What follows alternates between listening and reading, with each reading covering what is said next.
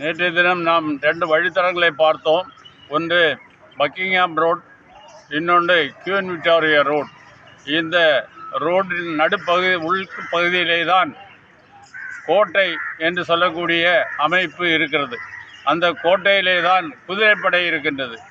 Cantonment நிர்வாகமும் அதுக்குள்ளே தான் இருக்கின்றது.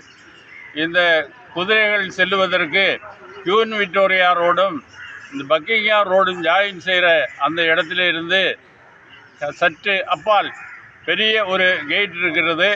அந்த கேட் வழிதான் குதிரைப்படை உள்ளே போக வேண்டும். நிர்வாகத்தை பார்க்கின்றவர்களும் உள்ளே போக வேண்டும்.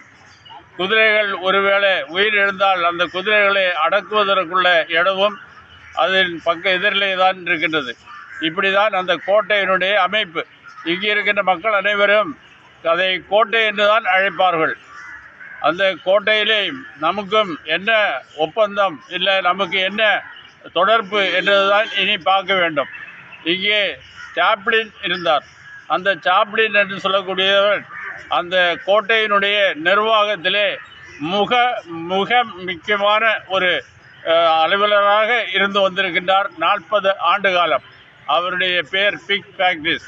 சரி, இப்படி சொல்லும்போது நாம் இன்னி ஒரு காரியத்தை கூட யோசிப்போம். இங்கே இருக்கிறவங்களுக்கு நோய் நொடி வந்தால், இல்லை கோட்டையில் இருக்கிறவங்களுக்கு நோய் நொடி வந்தால் எங்கே செல்வார்கள்? கவர்மெண்ட் ஹாஸ்பிட்டல், சென்ட்ரலில் இருக்கின்ற அந்த பெரிய ஹாஸ்பிட்டலுக்கு செல்வார்கள். அங்கேயும் ஒரு சாப்ளின் இருந்தார். அவர் 11 மணிக்கு தினமும் பூசை வைப்பார். இருக்கின்ற நோயாளிகள் அனைவருக்குமாக வேண்டிக் கொள்வார்.